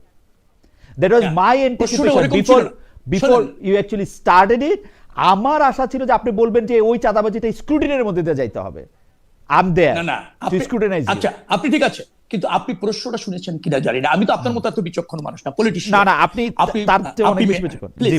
প্লিজ আমাকে প্রশ্ন ছিল যে পরিবহন খাতের থেকে যে টাকা কালেক্ট হচ্ছে, সেই টাকা কালেক্ট করা বন্ধ করার জন্য আপনি কি করবেন। আমি বলেছি যে পরিবহন সেক্টর থেকে যে টাকা কালেক্ট হচ্ছে, একটা হলো চাঁদা আর একটা হচ্ছে চাঁদাবাজি। চাঁদাটাকে আমি ব্যাখ্যা করেছি এভাবে, আর চাঁদাবাজিটাকে আমি ব্যাখ্যা করেছি এভাবে, এবং আমি এও বলেছি চাঁদাবাজি চলবে না, কিন্তু সবটাকে যেভাবে চাঁদাবাজি দেখা হচ্ছে সবটা চাঁদাবাজি না, কিছু আছে টাকা এভাবে তারা সম্মতিতে কালেক্ট করছেন, আমি ওটাকে চাঁদাবাজি বলতে চাচ্ছি না, তবে ওখানে স্বচ্ছতা প্রতিষ্ঠা করার প্রয়োজন আছে, সেটা আমি কিন্তু ওই বক্তব্যে বলেছি। এখন ধরেন আমি যদি বলতাম যে কিভাবে হচ্ছে সবকিছু দেখবো, আমি দুটি জিনিসকে আরো বেশি জনগণকে কনসার্ন করার জন্য বলে দুটিতেই শুদ্ধতার প্রয়োজন আছে সেটা ব্যাখ্যা করতে চেয়েছি। এখন সেটা হয়তো ভুল ব্যাখ্যা হতে পারে, একটা শব্দ বাদ হতে পারে, বা সমঝোতা কথাটা বলেছি, সমঝোতার কথাটাকে ওনারা মনে করেছেন ওই ক্ষেত্রে বলেছে, কিন্তু আমি বলেছি সমঝোতা মানে নির্ধারণ করার ক্ষেত্রে মালিকরা সমঝোতা করেছে, যে 10 জন মালিক, 100 জন মালিক, 1 লাখ মালিক, তাদের সমিতি আলোচনা করে ঠিক করেছে যে চাঁদা হবে ধরেন 10 টাকা, ওই যে একমত হয়েছে ওটাকে আমি সমঝোতা বোঝাতে চেয়েছি। ওকে, কিন্তু আমি শুধু আপনাকে এতক্ষণ আলোচনায় বুঝাতে চেয়েছিলাম যে মানে যাই থাকুক না কেন, আপনার কর্ম দিয়ে কিন্তু আমরা আসলে আপনাকে দেখবো যে আপনি কতখানি সফল হইলেন। আমরা নিশ্চয়ই, আপনি যদি আমাদের সময় দেন, আমরা 2 মাস 3 মাস 6 মাস পরে আপনার সাথে আবার কথা বলতেই থাকবো। আমরা দেখবো বাংলাদেশের মধ্যে থেকে আপনি আসলে কতটুক কি করতে পারলেন? কারণ মুখের কথার থেকে আমি মনে করি যে মুখের কথা থেকে দৃষ্টান্ত অনেক ভালো। আমরা আসলে দৃষ্টান্তে কি দেখতে পাচ্ছি সেইটা আমাদের অনেক বেশি চাওয়া থাকবে আর কি। যাই হোক, আমি পরবর্তী প্রসঙ্গে যাওয়ার আগে আমাদের একজন দর্শক, ওনার নাম রফিক মমিন, উনি বলছেন যে খালেদ সাহেব আপনি বেশিরভাগ সময় সালাউদ্দিন আহমেদ সাহেবের বিষয়ে নানান কথা বলেন, উনার ব্যাপারে নিজে নিজে কথা না বলে উনাকে আপনার প্রোগ্রামে ইন্টারভিউ দেন। প্রথম কথা হচ্ছে সালাউদ্দিন সাহেব না, আমি আসলে বাংলাদেশে যারা সরকার আছে তাদের সবার ক্ষেত্রেই নানান ধরনের কথা বলতে চাই। এই মুহূর্তে সালাউদ্দিন সাহেব সম্পর্কে কি বললাম আমি জানি না, তবে সালাউদ্দিন সাহেব যদি আমাদের অনুষ্ঠানে আসেন কথা বলেন তাহলে আমরা খুবই খুশিও হব। আশাটা তার উপর নির্ভর করে, আমার উপরে না। আমি একটু জনাব শেখ রবিউল আলম আপনার কাছ থেকে জানতে চাইবো যে আওয়ামী লীগের 15 বছরে 3টা বড় বিষয় নিয়ে অনেকে সামনে আনেন, মানে আপনার মন্ত্রণালয়ে ঘনিষ্ঠ 3টা বিষয় নিয়ে আসে। একটা হচ্ছে পদ্মা সেতু, একটা হচ্ছে মেট্রো রেল, একটা হচ্ছে কর্ণফুলী টার্নেল। এই সময় পদ্মা সেতুর দুর্নীতির বিষয়ে হয়েছে কি হয় নাই সেটা নিয়ে বিশ্বব্যাংক, কানাডা যে বৈশ্বিক বিষয় এটাকে করে ফেলছিল, সেইটার ক্ষেত্রে আমরা অন্তর্বর্তী সরকারে দেখছি যে পদ্মা সেতুর যে পরামর্শক নিয়োগ করা হয়েছে সেইটার ক্ষেত্রে অনিয়ম খতিয়ে দেখবে বা তদন্ত শুরু করবে হচ্ছে দুদক। এর অগ্রগতি আমরা জানি না, আপনি আমাদের কোনো কিছু জানাবেন কিনা? অন্তর্বর্তী সরকারের একজন উপদেষ্টা অন্তত বলেছেন পদ্মা সেতুকে অহেতুক, তিনি বলেছেন এর জন্য চালের দাম বেড়ে গেছে। গত 1.5 বছরে মেট্রো রেলের বাকি রুটগুলোর কাজ স্লো হয়ে গেছে। এই কাজ জায়গা থেকে ছুটিয়ে নিয়ে চীনকে দেওয়ার চেষ্টাও নাকি কেউ কেউ করছিলেন ইউনূস সাহেবের আমলে। এখন আপনারা মেট্রো রেল বন্ধ করে মনোরেল করতে চান। 5 বছর মেয়েদের সরকার আগের পরের বা সরকারের সাথে যদি কোলাজ না করতে পারে তাহলে আমাদের দেশে কি আসলে বড় প্রকল্পের বাস্তবায়ন সম্ভব? আপনি 3টা বিষয়েই যদি একটু আপনি মন্তব্য করেন, পদ্মা সেতু, মেট্রো রেল এবং কর্ণফুলী টানেলটা, আচ্ছা থাক, পদ্মা সেতু এবং মেট্রো রেল নিয়ে যদি আপনি প্রশ্ন করেন। কর্ণফুলী টানেলকে অনেকেই অহেতুক বলেছেন, কি অনেকেই বলেছে যে এটা এই নদীর তল থেকে এটা যতটা অপটিক্যাল এটা আসলে ততটা বিজনেস পারপাসে করা হয়নি। আপনি পদ্মা সেতু এবং মেট্রো রেল নিয়ে যদি একটু বলেন। আচ্ছা, বিগত সরকারের আমলে, মানে বিশেষ করে ফ্যাসিবাদী সরকারের আমলে যে বড় প্রকল্পগুলি নেওয়া হয়েছিল, পদ্মা সেতুটার প্রয়োজন ছিল, কিন্তু এখানে অপচয় দুর্নীতি হয়েছে, এটা প্রতিষ্ঠিত। এবং কি পরিমাণ দুর্নীতি কোথায় হয়েছে সেটা একটা তদন্তের মধ্যে আছে, নিশ্চয়ই অল্প সময়ের মধ্যে আমরা সেটা প্রকাশ করব। প্রথমত, আপনি আরেকটা কথা বলেছেন যে এমআরটি, মানে যেটাকে বলা হয়, যেটা চলছে লাইন 6, হ্যাঁ, মেট্রো রেল। মেট্রো রেল বন্ধ হচ্ছে না, metro rail transport, right, rapid transport, metro rapid transport, right. Metro rail বন্ধ হচ্ছে না, এটা 6 চালু হয়েছে, চলমান আছে। লাইন 5 এবং লাইন 1 এটাও কাজ শুরু হয়েছিল, জায়গা করতে চেয়েছিল, তাদের সাথে চুক্তি হয়েছে, সেটাও কিন্তু চলমান থাকবে বোধহয় মনে হচ্ছে। সমস্যাটা একটা জায়গা হয়েছে যে ব্যয়টা প্রায় দ্বিগুণ বাড়তে যাচ্ছে। এই ব্যয় বাড়ারও বেশ কিছু কারণ আছে, কারণ এটা হচ্ছে হচ্ছে আপনার যেটাকে বলা হয়, একটা হলো একটা বড় অংশ, অর্থাৎ প্রায় অধিকাংশ অংশটাই হচ্ছে আন্ডারগ্রাউন্ড দিয়ে হচ্ছে, এখানে ব্যয়টা প্রায় দ্বিগুণ। আপনি যদি দিয়ে করেন, এলিভেটেড ওয়েতে করেন, তার চেয়ে আন্ডারগ্রাউন্ড দিয়ে করলে হচ্ছে ব্যয়টা প্রায় দ্বিগুণ। লাইন 6 যেটা চলমান আছে, এটা এলিভেটেড ওয়েতে হয়েছিল, তার চেয়ে ব্যয় এখানে বাড়ছে। আবার 300 ফিটের মাঝখান দিয়ে এলিভেটেড অংশটা আসার ফলে সেখানেও কিন্তু বেশ কিছু ব্যয় বাড়ছে, কারণ 300 ফিটের একটা সুন্দর রাস্তার মধ্যে দিয়ে ওটাকে অপসারণ করে নতুন করে এটা প্রতিষ্ঠিত করতে হবে, ওখানে কিছু ব্যয় বাড়ছে। আমরা এই ব্যয়টা কিভাবে রিজনেবল করা যায় অথবা না বাড়িয়ে পারা যায়, সেই জন্য জায়গার সাথে আমাদের কিন্তু কথা চলছে। আমরা এই মেট্রো রেলটা চলমান রাখতে চাই, লাইন 1 এবং লাইন আপনার 5, কিন্তু এই ব্যয় করব কিনা সে জায়গায় আমাদের কিছু আছে, ইনকোয়ারি আছে এবং পুনর্বিবেচনার প্রয়োজন আছে। প্রথম এটা। আর মনোরেল হবে হচ্ছে, মেট্রো রেল চলবে, মেট্রোটা হবে ব্যাকবোন, আর মনোরেল দিয়ে আমরা প্রত্যন্ত অঞ্চলে যোগাযোগ করবো। প্রত্যন্ত অঞ্চল আমি বুঝাচ্ছি, ধরেন টিএসসি তে একটা বড় মনোরেলের মেট্রো রেলের স্টেশন আছে, এখান থেকে মনো দিয়ে আমরা ধরেন হাজারিবাগ, লালবাগ, সদরঘাট ওইদিকে যুক্ত করে দেওয়া যায় কিনা, অথবা মতিঝিল থেকে আপনার ওটাকে বলা হয় সবুজবাগ, তারপর হচ্ছে গোরান, হ্যাঁ, ওই অঞ্চলে আপনার যুক্ত করে দেওয়া যায় কিনা মনোরেল। অর্থাৎ আপনি মেট্রো থেকে স্টেশনে নেমে মনোতে করে চলে যাবেন, একেবারে গলির ভিতরে বা সংকীর্ণ রাস্তার মধ্যে আপনি চলে যেতে পারবেন। যদিও প্যাসেঞ্জার কম ক্যারি করা যাবে, কিন্তু যাত্রাটা 2 স্টপেজের মধ্যে আপনি বাসার থেকে একেবারে চলে আসতে পারবেন, মূল জায়গাতে, শহরের মূল জায়গাতে চলে আসতে পারবেন। মনে হচ্ছে মানে বাংলাদেশের ঢাকা যেহেতু খুবই আপনারও মানে ঢাকা, আমার আপনার দুজনের সেই অর্থে বলতেছে যে ঢাকায় কি আপনারা ফিজিবিলিটি স্টাডি করেছেন যে মনোরেল করলে কতজনকে ডিসলোকেটেড করতে হবে বা কি কি করতে হবে, এটা আদৌ? ফিজিবিলিটি স্টাডি চলছে।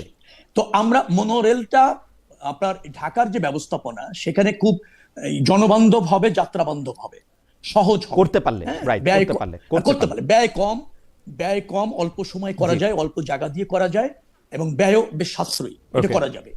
আর মেট্রোর সাথে মনোনা না থাকলে আমরা মেট্রো সুপারটা খুব ভালোভাবে পাচ্ছি না। আমাদের ঢাকাতে যে প্রবলেম, মানে যানবাহনের বৈচিত্র্যতা অনেক বেশি। ধরেন পেট্রোল চালিত রিক্সা, ব্যাটারি চালিত রিক্সা, আপনার ভ্যান, পিক আপ, ঠেলা গাড়িতে মানুষও চলছে, ঘোড়ার গাড়িতেও মানুষ চলছে। তারপর ধরেন লেগুনা আছে, তারপর ওটাকে কি বলবো, টেম্পু আছে কাছাকাছি, তারপর বাস তো আছেই কয়েকটা শিফট। আমরা এটা 2-3টার মধ্যেই নিয়ে আসতে চাই, বাস আর পাবলিক পরিবহনের মধ্যে বাসকে গুরুত্ব দিতে চাই, মনো মেট্রো দিয়ে যোগাযোগটা রাখতে চাই। আমি এটা মাঝখানে একটা কথা বলি, যদি ব্যাধ হয়ে না নেন, সেইটা হচ্ছে কি, আমার না এক ধরনের দেজাভু হইতেছে। দেজাভুটা কি, প্রত্যেকটা যোগাযোগ মন্ত্রীকে, পরে আইসা সেতু মন্ত্রীকে বা সড়ক মন্ত্রীকে আমি এই কথা বলতে শুনতেছি গত 30 বছর ধরে। বাট এইটা আমরা প্র্যাকটিক্যালি, আমরা বাংলাদেশের নাগরিকরা কোনোদিন এই যে রাস্তায় যে বৈচিত্র্যময় বাহন একে তুলে দিব, আমরা বেশি পাবলিক ট্রান্সপোর্ট করব, এইটার আমরা কিন্তু বড় সুফল দেখি না। আপনি কি কনফিডেন্ট যে এইটা আপনি আসলে করতে পারবেন, আপনার সরকার এটা করবে, নাকি এটা শুধু আমাদেরকে বুঝ দেওয়ার জন্য আপনি একটা কথা বলতেছেন আর কি? না, মনোর কথা এর আগে কোনো সরকারি না, মনোর কথা বলে না, মেট্রোর কথা যেমন আওয়ামী লীগ ছাড়া কেউ বলে নাই, মেট্রোর কথা যেমন আওয়ামী লীগ ছাড়া কেউ বলে নাই। আওয়ামী লীগ তো 17 বছরের ক্ষমতায় আপনার ছিল, তো মেট্রো তো নিশ্চয়ই এর মধ্যেই আসছে এবং তার একটা লাইন করতে সক্ষম হয়েছে। আমাদের আপনার মেট্রোতে আছে কয়টা লাইন আমি আপনাকে বলে দিই। লাইন 1 আছে, লাইন 5 আছে, তার নর্থ এবং সাউথ দুটিই আছে। নর্থ হচ্ছে জায়কার সাথেও আমরা চুক্তি করেছি, সাউথে আমরা সম্ভবত এডিবি দিকে যাচ্ছি আর কি, হ্যাঁ, ওখানে সাউথে আমরা যাচ্ছি। আবার লাইন কিন্তু 2 আছে, 4 আছে। তো এগুলি ফিজিবিলিটি টেস্ট চলছে। মেট্রোর প্রয়োজন রয়েছে, এটা অস্বীকার করা যাবে না। সবচেয়ে বেশি প্রয়োজন হচ্ছে বাস যোগাযোগ ব্যবস্থাপনা শৃঙ্খলা, মান উন্নয়ন, এবং যেটাকে বলা হয় একটু ঢেলে সাজানোর প্রয়োজন। রুটগুলি চিহ্নিত করে একটি রুটেই একটি কোম্পানিকে দিয়ে যদি চালানো যায় এবং নির্দিষ্ট স্থানে যদি বাস থামানো যায়, অথবা নির্দিষ্ট জায়গা থেকে যদি বা যাত্রী তোলা যায়, এবং একটা রুটে যে প্রতিযোগিতা হয়ে যায়, অনেকগুলি মালিক একটা রুটে বাস চালাচ্ছেন, তাদের মধ্যে প্রতিযোগিতা হচ্ছে কে কার আগে যাবে, যে কোনো জায়গা থেকে যাত্রী তোলা, এই জায়গাটাতে একটা শৃঙ্খলা যদি আমরা আনতে পারি, আর ফুটপাথটাকে আরো ওয়াইড করে যদি আমি মানুষের হাঁটার যোগ্য করতে পারি, ডেফিনেটলি একটা শৃঙ্খলা আসবে। ব্যাটারি চালিত রিক্সা নিয়ন্ত্রণ করা দরকার, সব জায়গায় অবাধে চলাচলের সুযোগ না থাকা প্রয়োজন, বিশেষ করে প্রধান সড়কগুলিতে, প্রধান আপনার কমার্শিয়াল এরিয়াগুলিতে যেটা আছে সেখানে একেবারে এটা বন্ধ করার প্রয়োজন রয়েছে। তবে তাদেরকে আবার কিভাবে প্রতিষ্ঠিত করা যায়, পুনর্বাসন করা যায়, সেখানে কিভাবে একটা শৃঙ্খলা আনা যায়, যে কোনো লোক যে কোনো অবস্থাতে পারবে কিনা, তার একটা রেজিস্ট্রেশন থাকতে পারে, এই জায়গাগুলিতে একটা শৃঙ্খলা আনার প্রয়োজন আমরা মনে করছি। এবং সেই লক্ষ্যে কিন্তু মনে রাখবেন, প্রধানমন্ত্রী ভেরি মাচ কনসার্ন এবং তিনি বারবার নির্দেশনা দিচ্ছেন। আমরা নারীদের জন্য বাস ইতিমধ্যে আপনার 10টি বাস চলছে, সেখানে আমি নারী ড্রাইভার, নারী সুপারভাইজার, নারী হেল্পার এবং নারী যাত্রী, এবং সেখানে করতে গিয়ে যেটা হয়েছে, বিআরটিসিতে মাত্র 26 জন নারী আপনার ড্রাইভার আছে, 2 জন মাত্র বাস চালাতে জানেন, আর 24 জন হালকা ভেহিকেল চালাতে জানেন। তো তাদেরকে আবার বাস চালানোর প্রশিক্ষণ দেওয়া হচ্ছে। নতুন বাস এনে, ইলেকট্রিক বাস আনার একটা আমরা সিদ্ধান্ত নিয়েছি, দ্রুততম সময়ের মধ্যে এনে বাস ব্যবস্থাপনা আমরা একটু ঢেলে সাজাতে চাইছি, এবং এগুলি অনেক কাজ এগিয়েছে। আপনি অবশ্যই, আমি আপনাকে প্রশ্নের জায়গায় আসি, অবশ্যই আমি দায়িত্ব নিয়ে বলছি যে আপনারা 1.5 থেকে 2 বছরের মধ্যে এই পরিবহন সেক্টরের আমূল পরিবর্তন দেখতে পাবেন। আমূল পরিবর্তন, পজিটিভ পরিবর্তন, নেগেটিভ না তো? না, নেগেটিভ তো আমি পরবর্তী ব্যাটারি চালিত অটো রিক্সা পুরো ঢাকা শহর ছেয়ে ফেলেছে। আচ্ছা, এটাও তো এখন নিয়ন্ত্রণ করতে কঠিন হচ্ছে। আমি ওই প্রশ্নের ওই বাকি অংশটুকু আপনাকে স্মরণ করে দিয়ে, এক যুগের বেশি সময় আগে পদ্মা সেতু প্রকল্পে পরামর্শক নিয়োগ প্রক্রিয়া অনিয়মের যে অভিযোগ উঠেছিল তার নতুন করে তদন্ত করছিল মানে দুর্নীতি দমন কমিশন। দুদক চেয়ারম্যান সাবেক চেয়ারম্যান মোহাম্মদ আব্দুল মোমেন এ তথ্য জানিয়ে বলেছিলেন যে পদ্মা সেতু প্রকল্পে অনিয়মের যথেষ্ট প্রমাণ থাকা সত্ত্বেও গায়ের জোরেই মামলাটি থেকে অভিযুক্ত ব্যক্তিদের অব্যাহতি দেওয়া হয়েছিল। আমরা কিন্তু এখন দেখলাম যে দুদকের সেই চেয়ারম্যানকে বদলে দেওয়া হয়েছে বিএনপি আসার পরপরই। এই ব্যাপারে বিএনপির বা সরকারের বা আপনাদের কোনো চিন্তা ভাবনা আছে কিনা যে এটা আপনারা আসলে দেখবেন বা খোঁজ নেবেন? না, এটা চলমান আছে, এই তদন্ত চলমান আছে, এই তদন্ত প্রকাশ হবে। ওকে। আর দুদক চেয়ারম্যান ওখান থেকে দায়িত্ব থেকে অব্যাহতি দেওয়া হয়েছে বা অব্যাহতি নিয়েছেন, যাই আপনি বলেন না কেন, নিশ্চয়ই সেটারও ইতিবাচক দিক আছে। দুদককে আমরা নতুন করে ঢেলে সাজাতে চাই। কিছু বিতর্ক তো ওনাকে নিয়ে তৈরি হয়েছিল বিধায় আমার জানা সংবাদপত্রে বিভিন্ন ভাবে। তো আপনি ইতিবাচক ভাবে দেখা শুরু করেন, আমার মনে হয় যে দৃষ্টিটা বেশি নেতিবাচকের দিকে। আমার দৃষ্টি পুরোপুরি ইতিবাচক, কিন্তু সেই ইতিবাচক চোখের উপর আপনারা শিরিষ কাগজ দিয়ে ঘষে দিয়েন না, পুরোপুরি ইতিবাচক। মানে ঘটনা হইতেছে যে পারসেপশন ইজ রিয়েলিটি। আমি Sheikh Rabiul Alam being communication minister, সেতু মিনিস্টার, নৌপ্রহরবহর মিনিস্টার, উনি যদি মানে তার শব্দ চয়নের ক্ষেত্রে এমন কোনো বার্তা দেন যে বার্তাটা অনেক দুষ্ট লোক দুষ্টভাবে করতে পারে, তখন আরেকজন মানুষের প্রশ্ন আসতেও পারে যে সেই দুষ্ট চক্রের মধ্যে আসলে শেখ রবিউল আলম আছেন কিনা। মানে সেইটাই হচ্ছে ব্যাপার। আমরা আসলে না, মানুষ তো ভাববে, মানে এটা ভাবার স্বাধীনতা, মানুষ পরামর্শ দিবে, মানুষ সমালোচনা করবে। আপনি রাজনীতি করেন, সমালোচনার ঊর্ধ্বে না। আমি বলছি যে সব মানুষকে সব সময় সব শব্দ ব্যবহার করে স্যাটিসফাইড করাটা কোনো সময় চ্যালেঞ্জিং হয়ে যায়। একদমই না। চ্যালেঞ্জ হয়। আমি আপনাকে বলি, অভিযোগ আর ধরেন ত্রুটি খুঁজা বেশ আমরা সহজ পারদর্শী, কিন্তু যখন একটা জায়গায় থেকে আপনি দায়িত্ব পালন করবেন এবং সব সময় আপনি সঠিক শব্দটি আপনার মতো করে আরেকজন ব্যবহার করবে সেটা না। আপনারাও দেখবেন যে অনেক বক্তব্যে আমার কাছে মনে হয় যে না, খালিদ মুহিউদ্দিন ভাই এই শব্দটা ব্যবহার না করে এটা বললে অবশ্যই। কিন্তু মুশকিল হলো আমি যে চেয়ারটায় বসে আছি সেটা আপনার চেয়ারের থেকে অনেক মানে 1000 গুণ অগুরুত্বপূর্ণ। সেই জন্য আপনার চেয়ারের দায়িত্ব আমার চেয়ারের থেকে 1000 বা 10,000 গুণ বেশি হইতে পারে আর কি। সেটা হচ্ছে আমার কথা। মানে আমি তো আর কোনো দায়িত্বে নাই। যাই হোক, হাওয়েভার এটা নিশ্চয়ই আপনি এটাতে সচেতন আছেন। আমি একটু পলিটিক্সের মধ্যে আসি। আপনি ছাত্র রাজনীতি করেছেন, তারপরে খুবই মানে কি বলবো দলের রাজনীতি করছেন, তারপরে খুবই একটা সময়ের মধ্যে দিয়ে গেছেন যে সময়ের মধ্যে থেকে এই অনুষ্ঠান শুরুর আগে কথা হচ্ছিল যে আপনাকে জেলে যেতে হয়েছিল, আপনার বিরুদ্ধে মামলা হচ্ছে যে অনেক বেশি। সেই রাজনৈতিক জায়গায় আসি।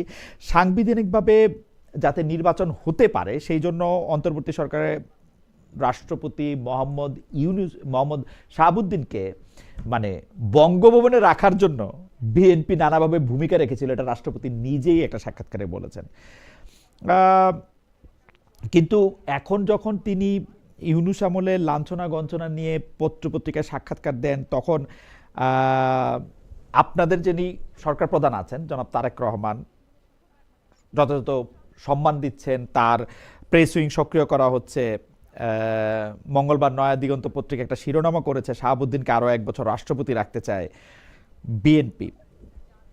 আমাদের প্রশ্ন, আওয়ামী লীগের নিয়োগ করা রাষ্ট্রপতির প্রতি 24 অগাস্ট থেকেই বিএনপি এত আস্থা কি করে পেল, এবং বিএনপি যে তাকে ক্ষমতায় রাখার ব্যাপারে শুধু সাহায্য করছে তাই না, বিএনপি তাকে এক ধরনের সেন্টারও করছিল। আমি যদি বলি যে বিএনপি রাষ্ট্রপতি শাহাবুদ্দিনকে ঘিরে প্রফেসর ইউনূসের সময় একটা প্যারালাল গভর্নমেন্টও সৃষ্টি করছিল, এটাকে খুব অন্যথা করা হবে? মানে এটার কিছু প্রমাণও আমরা দেখি যে, যেমন দেখেন ডক্টর মোহাম্মদ ইউনূসের একজন উপদেষ্টাকে আপনারা মন্ত্রী হিসাবে নিলেন, আরেকজন বড় কর্মকর্তাকেও আপনারা রেখে দিলেন, রাষ্ট্রপতি তো ছিলই আপনারা কি একটা প্যারালাল গভর্নমেন্ট করে এই 1.5 বছর ছিলেন কিনা? মানে how do explain it politically? না, একেবারেই না। আমরা একটা সাংবিধানিক ধারা থাকুক সেটা আমরা চেয়েছি। প্রথমত হচ্ছে আপনি রাষ্ট্রপতি কেমন চান, এটা তো একটা প্রশ্ন, তাই না? আমাদের দেশে, বাংলাদেশের রাষ্ট্রপতি কিন্তু রাষ্ট্রের প্রধান, নট সরকার প্রধান। রাষ্ট্রপতি নিরপেক্ষ থাকবে এটাই কিন্তু চাই। এখনো কিন্তু দাবি তাই যে রাষ্ট্রপতি রাষ্ট্রকে ধারণ করছেন কিনা সেটা একটা ব্যাপার।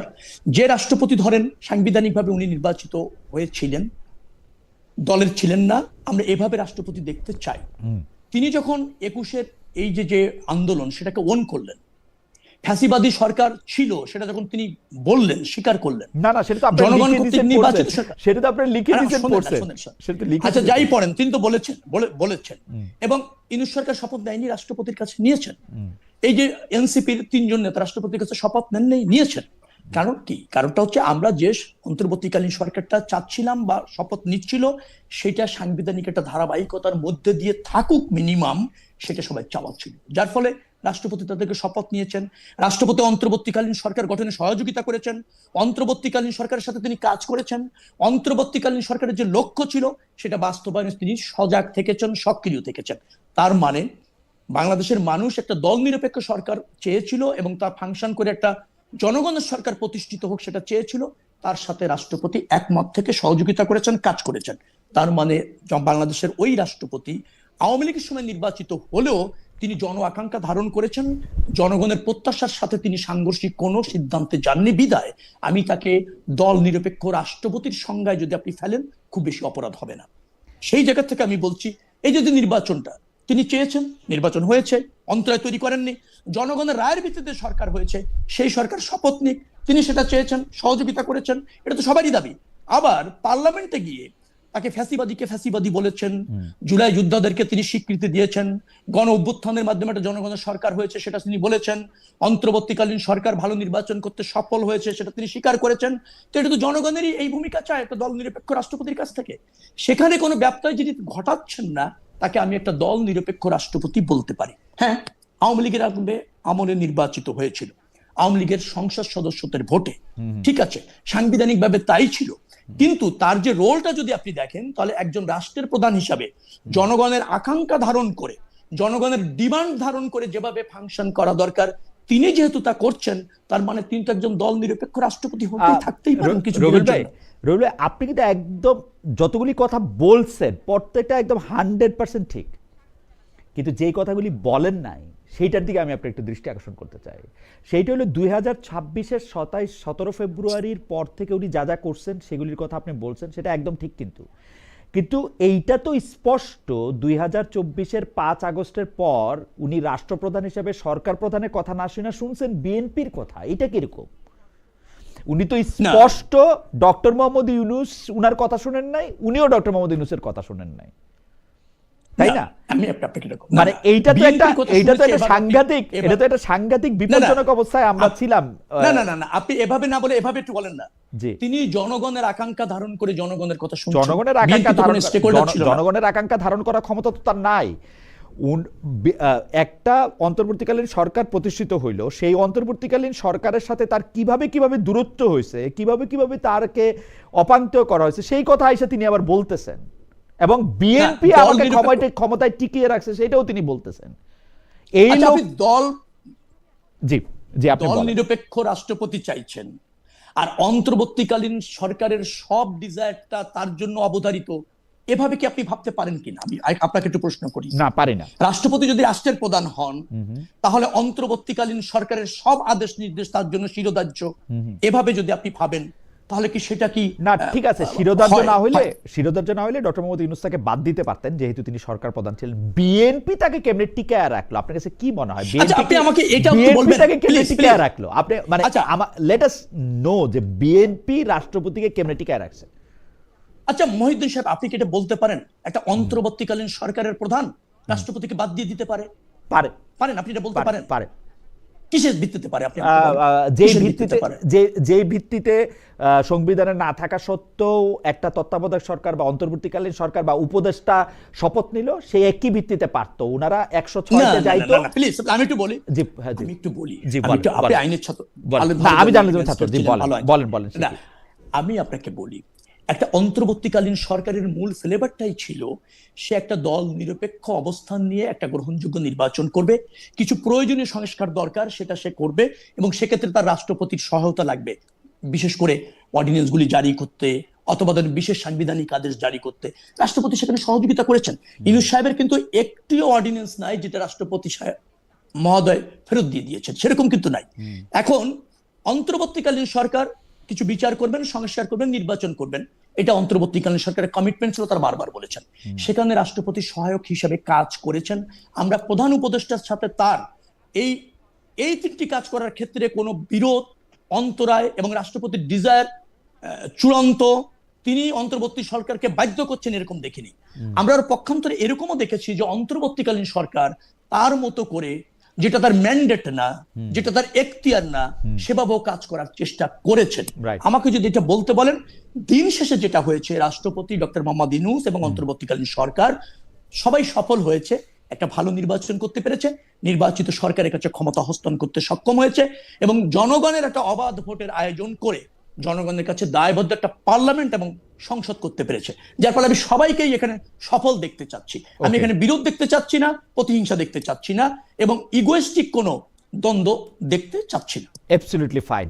রবিউল ভাই, আমি এইটা নিয়ে আর বেশি কথা বলবো না। আমার যদি কখনো সুযোগ হয় তাহলে আমি জনাব সালাউদ্দিন আহমেদকে বা আমাদের বর্তমান আইনমন্ত্রীকে বা আমাদের বর্তমান প্রধানমন্ত্রীকে আমি এটা জানতে চেষ্টা করব, যে আবারও আমি প্রশ্নটা করি যে উনি কিন্তু স্পষ্ট বলছেন যে এমন অনেক সময় ছিল যে তারা আসলে আমাকে পদ থেকে, আমি যাতে পদে না থাকতে পারি সেই ব্যবস্থা করতেছিল, সেই সময় বিএনপি আমাকে অনেক সমর্থন করছে। বিএনপি তাকে সাহায্যটা কিভাবে করলো এইটা আমি বুঝতে চেষ্টা করতেছি। না, বিএনপি যেটা করেছে, আমার যেটা ধারণা হচ্ছে যে বিএনপি জন আকাঙ্ক্ষা ধারণ করে প্রেসার করছে যে শাহাবুদ্দিন সাহেবকে রাষ্ট্রপতি রাখতে হবে। না, সে বিষয়টা এরকম না। আমার কাছে যেটা মনে হয়েছে যে বিএনপি একটা বড় রাজনৈতিক দল, জনপ্রিয় রাজনৈতিক দল, দায়বদ্ধ রাজনৈতিক দল জনগণের কাছে। তারা চেয়েছে সাংবিধানিক যে প্রক্রিয়াটা আছে, সেই সাংবিধানিক প্রক্রিয়ার মধ্যে থেকে যেহেতু আমরা জনগণের লক্ষ্যে পৌঁছাতে পারছি, সেখানে কোনো বিচ্যুতি ব্যত্যয় ঘটিয়ে নতুন করে কোনো সংকট যাতে তৈরি না হয়, যাতে অরাজনৈতিক শক্তি বা আধিপত্যবাদী শক্তি এখানে একটা কর্তৃত্ব নতুন করে প্রতিষ্ঠিত করতে না পারে, সেই সুযোগ যাতে সৃষ্টি না হয়, সেই জন্য ন্যায্যতার পক্ষে বিএনপি অবস্থান নিয়েছে।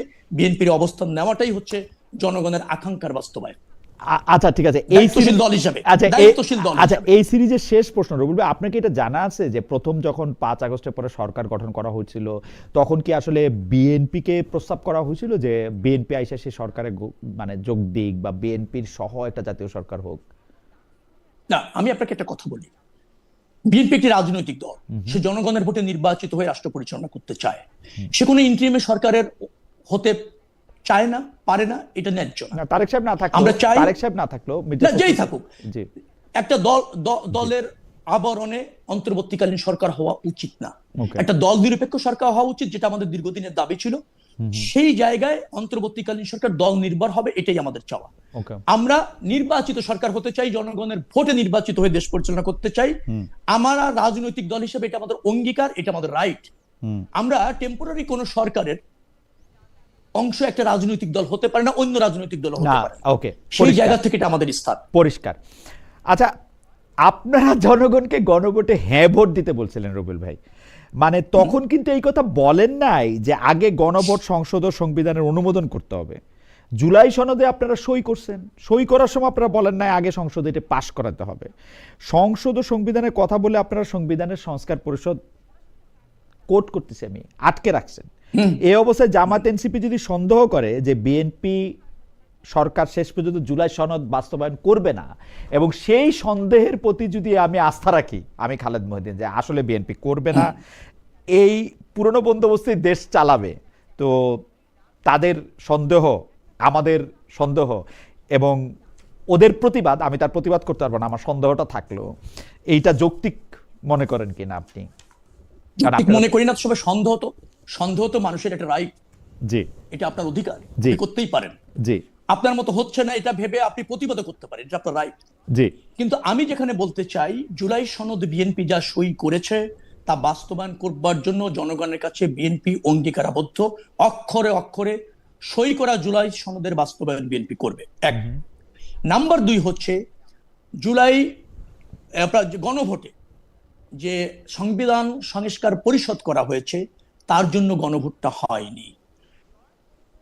যে জাতীয় নির্বাচনটা হয়েছে, জনগণের একটা মেম্বার অফ পার্লামেন্ট করার জন্য ভোট হয়েছে, দুটো ব্যালটে ভোট হয়নি। যে আপনি একটা মেম্বার অফ পার্লামেন্ট, আর একটা হচ্ছে সংবিধান সংস্কার পরিষদ। আমরা ভোট করেছি কিসের? নির্বাচন কমিশন 2টি ভোট করতে পারে, রাষ্ট্রপতি নির্বাচন এবং সংসদ নির্বাচন, পার্লামেন্ট নির্বাচন। পার্লামেন্টের ব্যালটটা হয়েছে মেম্বার অফ পার্লামেন্ট হওয়ার। আমাকে কিন্তু ওখানে ব্যালট ছিল না, যে আমি সংবিধান সংস্কার পরিষদের সদস্য হচ্ছি, জনগণ আমাকে মেম্বার অফ পার্লামেন্ট হিসেবে নির্বাচিত করেছে, আমি মেম্বার অফ পার্লামেন্ট হিসেবে শপথ নিয়েছি। আমি সংবিধান সংস্কার পরিষদের হয়ে শপথ নেওয়ার ম্যান্ডেট আপনি জানতেন কিনা যে আপনাকে দুইটা শপথ নিতে হবে? আপনি জানতেন কিনা যে আপনি দুইটা শপথ নিতে হবে? আমি শেষ করি, এটা লেখা ছিল কিন্তু। যদি সংবিধান সংস্কার হয়, সেখানে যদি সংবিধান সংস্কার পরিষদ গঠনের যেটা আছে সেটা যদি আমরা সংবিধানে সংস্কার করি, ডেফিনেটলি পরবর্তীতে সংবিধান সংস্কার পরিষদের সদস্য হয়ে শপথ নেওয়া যেতে পারে।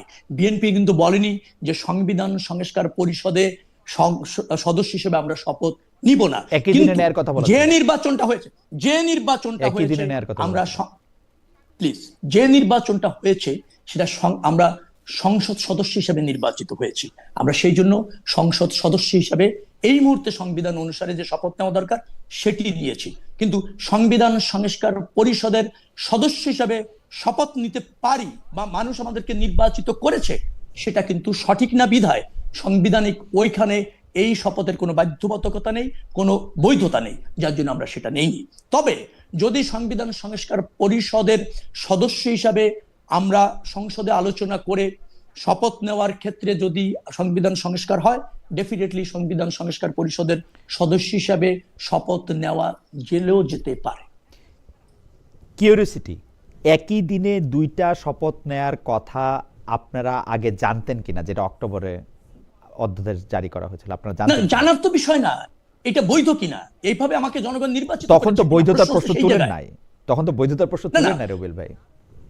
আমার কথাটা আপনি জানতেন কিনা সেটা আমাকে বলেন। দ্বিতীয় প্রশ্ন পরে, বৈধতার প্রশ্ন আপনি তো পাশ করার পরে বলতেছেন, মানে আপনাদের তো এই ভয় হয়তো ছিল যে এগুলি নিয়ে বৈধতা প্রশ্ন তুললে ইলেকশনটাই হবে না, তাই তো? না, ইলেকশন জনগণের দাবি, ইলেকশনের বাইরে যাওয়ার কোনো সুযোগ কারো নাই, না অন্তর্বর্তীকালীন সরকার, না হচ্ছে রাজনীতিবিদদের। একটা নির্বাচিত সরকার রাষ্ট্রে থাকা বাঞ্ছনীয় এবং রাষ্ট্রের এটা অধিকার, আর জনগণের হচ্ছে ভোটের অধিকার। জনগণ তার জনপ্রতিনিধি নির্বাচিত করেছে, সংসদ সদস্য নির্বাচিত করেছে, সার্বভৌম ক্ষমতা দিয়েছে সংসদকে, অর্থাৎ জনগণের। আর আমরা যে জুলাই সনদে সই করেছি তার প্রতি জনগণ আস্থা রেখে ব্রুট মেজরিটি আমাদেরকে দিয়েছে। অর্থাৎ আমাদের এই সংসদে জনগণের হয়ে ফাংশন করার সার্বভৌম ক্ষমতা রয়েছে সেহেতু নিশ্চয়ই আমি আবারও বলি, জুলাই সনদ বাস্তবায়ন করবার যেটা আমরা সই করেছি সেটা আমাদের অঙ্গীকার, আমরা তা করব। কিন্তু সেটার মানে এই নয় যে আপনার মানে একটা দাবি যেটা আমরা সই করিনি এবং এই সংবিধান সংস্কার পরিষদের কোনো অংশটাই আমাদের জুলাই সনদে ছিল না, অথবা আমরা ওটা সই করিনি। এখন আমরা সংসদে যাব, আলোচনা করব, মেম্বার অফ পার্লামেন্টে যদি মনে করে ইয়েস ওটারও প্রয়োজন আছে, তখন আমরা যদি মেজরিটির ভিত্তিতে অথবা 2/3 মেজরিটির ভিত্তিতে ওই অংশটা সংবিধানে কারেকশন করা হয়, ডেফিনেটলি সংবিধান সংস্কার পরিষদের সদস্য হিসাবে শপথ নিয়ে তারপর সেটা বাস্তবায়ন করা যাবে। আমরা না করছি না তো, আমরা বলছি না তো শপথ নিব না, আমরা সাংবিধানিক ধারাটা অব্যাহত রাখতে চাইছি, এটা খুবই জরুরি এবং এটা রাখার জন্য জনগণ আমাদের ম্যান্ডেট দিয়েছে। অতএব সংসদে আলোচনা হবে, ডেফিনেটলি বিরোধী দলের বন্ধুরা যারা আছেন তাদের একটা আবেগ আছে, আমাদেরও আবেগ আছে, আমরা রাষ্ট্র ব্যবস্থাপনা পরিবর্তন চাই, সাংবিধানিক অনেকগুলি সংস্কার করার প্রয়োজন হচ্ছে, এটা আমরা অনুধাবন করি। কিন্তু কি প্রক্রিয়া হবে, জনগণ যেহেতু ম্যান্ডেট দিয়েছে, আলোচনা করে যেটা রাষ্ট্রের জন্য কল্যাণ, রাজনীতির জন্য কল্যাণ, জবাবদিহিমূলক সরকার প্রতিষ্ঠার জন্য প্রয়োজন, ডেফিনেটলি বিএনপি তাই করবে।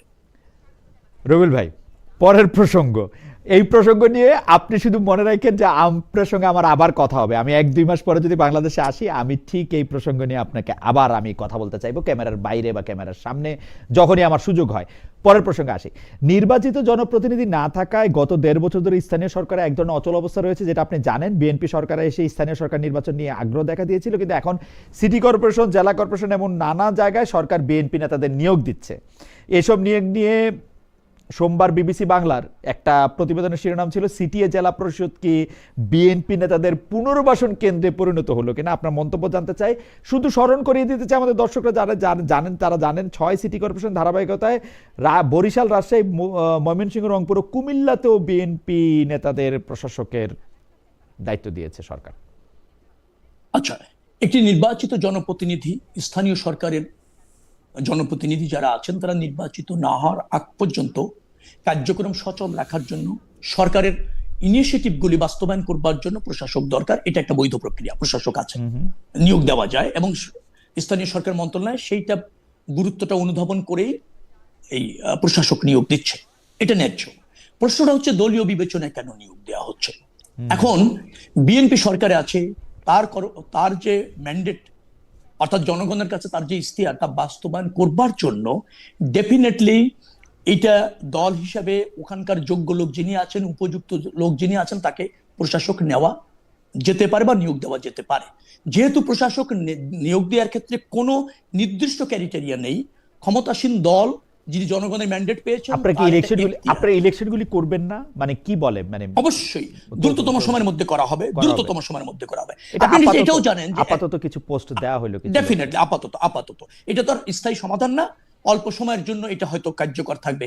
আপনি নিশ্চয়ই ডেফিনেটলি জানেন যে আমেরিকাতে কিন্তু সরকার পরিবর্তন হওয়ার সাথে সাথে প্রায় 42,000 পদ আছে, সেখানে দলীয়ভাবে নিয়োগ দেওয়া হয়।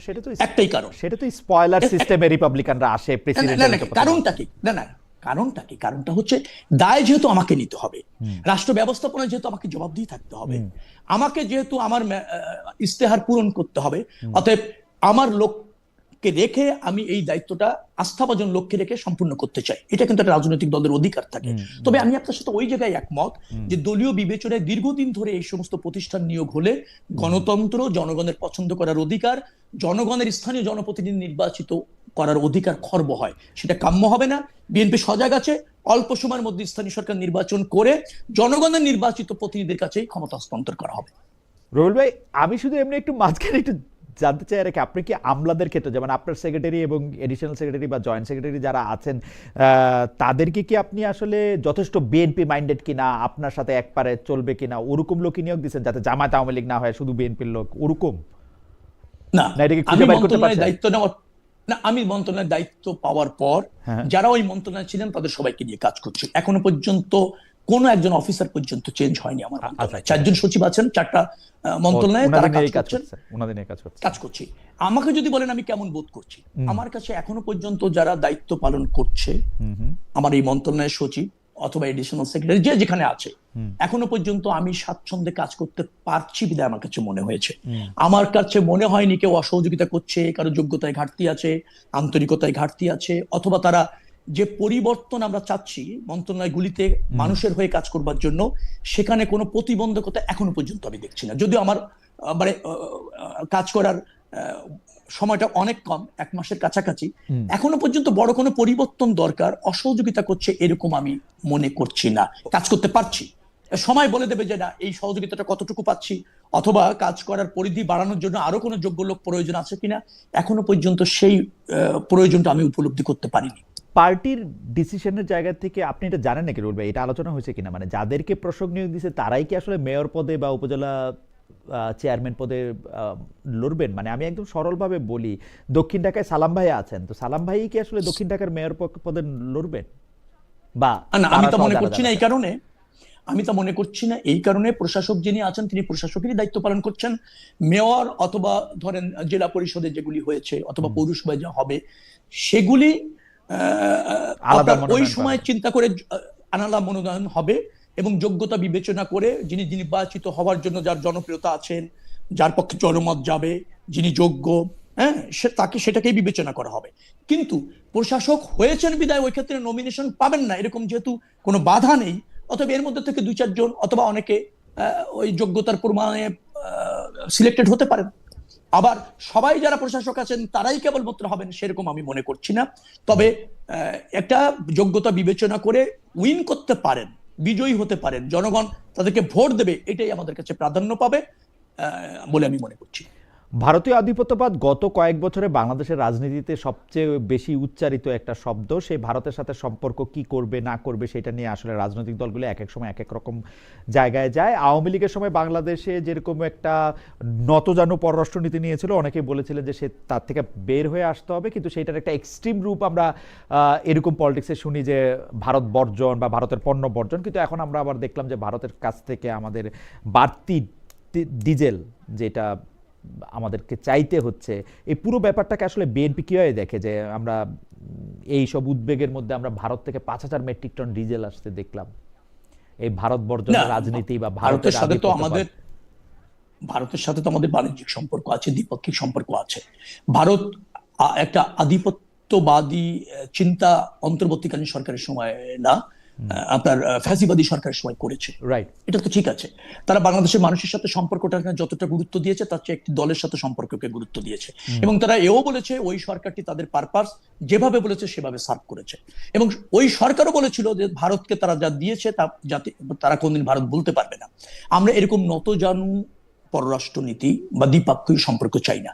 আমরা ভারতের সাথে সম্পর্কটা চাই সে আমাদের প্রতিবেশী রাষ্ট্র, সমমর্যাদার ভিত্তিতে, সম অধিকারের ভিত্তিতে এবং পারস্পরিক স্বার্থে।